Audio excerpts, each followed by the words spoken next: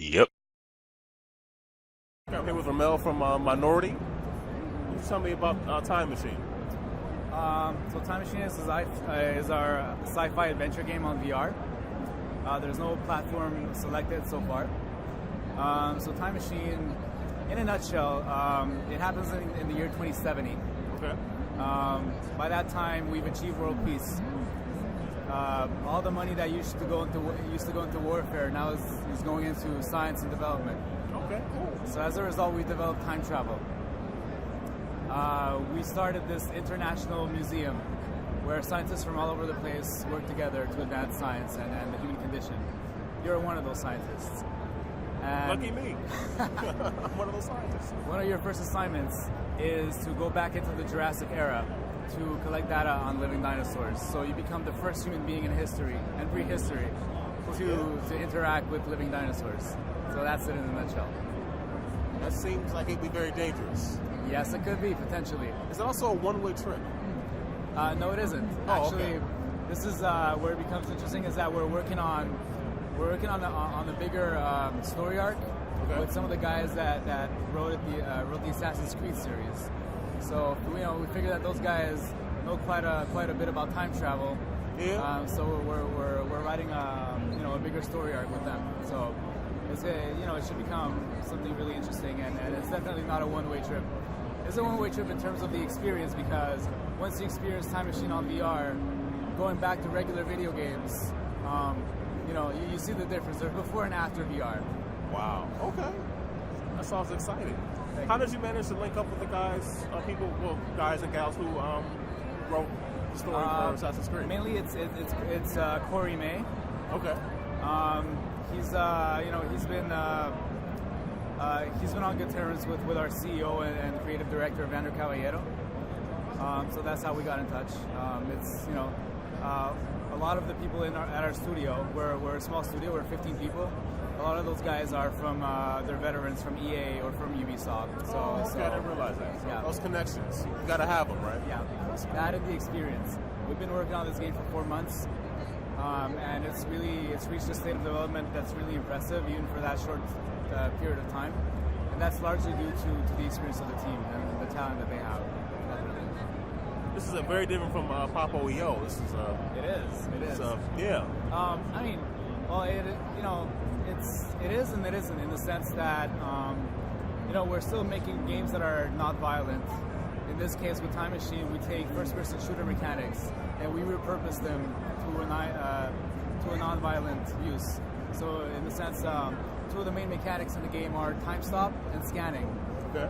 So the scanning device, usually where you would be shooting at something with that mechanic, you're actually scanning a dinosaur. You're not harming it, and you're trying to also stay out of harm's way by doing so. Yeah. So it's kind of but you as a human being, you have that knowledge that you can choose to be violent or not. So that's how it goes. Now, are you going to be in contact with dinosaurs that are just on the land, on the sea, in the air? For now, we're focusing on underwater dinosaurs. Oh, wow, that's the focus. That's really interesting. For now. Because things get crazy underwater. Exactly. The thing with underwater is that, even nowadays, like the amount of the percentage of the oceans that's been explored is very minimal. That's true. So when you think about that, and then you bring it to prehistory, then there's even less of that's known, right? So you add that layer of mystery as well, and that layer of tension of not knowing what's going to pop out of the murkiness, right? So I'm assuming that you've all used the word bioluminescence at some point. I can't say too much about what's coming in terms of the species of dinosaurs that we're going to use, but there's some pretty amazing stuff coming up for sure. Definitely. Nice. Yeah. And you said only 4 months? So far, we've been developing for 4 months. I just saw like a minute or two where I was looking at the screen. That's a lot of work for 4 months. It is. That's like I told you. That comes with the experience of our team. That's true. With a less experienced team, we wouldn't have achieved this kind of result. But it's really, the team's really efficient. We have great art direction. And the music that's coming up too, that we're going to be working on will be also phenomenal. And we're achieving this with a relatively small team. I guess one other question I have is, Papo EO came out 2012. 2012. Yeah. Okay. So between that and 4 months ago, what is? I thought you said like we worked on it for 2 years, or you said 4 months. I'm thinking, well, what was in between? There were 2 games in between actually. We released a stunt puzzle game on iOS called Locomotors. Okay.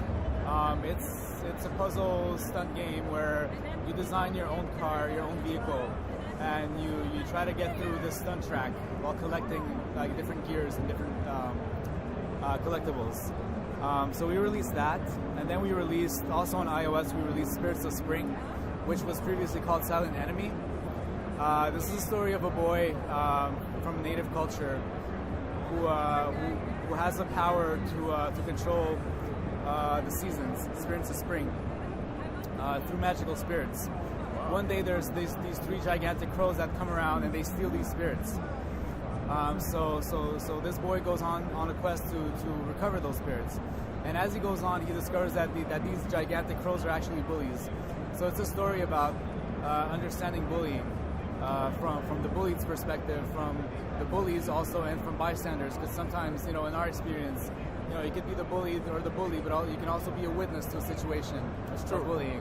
So this is what that game explores as well. So in that 2-year, interval, that's what we were busy releasing and working on, and now we're making the jump to VR, which for us is really, I guess that is one-way trip. That is a one-way trip for us in the sense that once we had always been like dreaming about what VR could do, and once we saw like the Oculus and the Morpheus and the kind of power that VR had, we saw the opportunity to materialize some of the ideas we had in the back of our minds back then.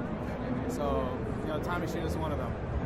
And forgive my ignorance. I know Papuyo, but I guess I'm thinking about consoles and PC stuff. So yeah. I don't mean to disregard the mobile. I just wasn't aware of what was in between the 2 games. Yeah, so. and the thing is, especially with Spirits of Spring, people realize that mobile games can actually have a lot of emotional depth. Like like anything else. Yeah. Like anything else. Agreed. I'm not, I wouldn't disparage what's on mobile and everything. I don't own, the only iOS device I have is outdated, so I guess I kind of put blinders on. Like, it looks cool, but I can't see it. I can't play it, so yeah. But I look forward to checking it out.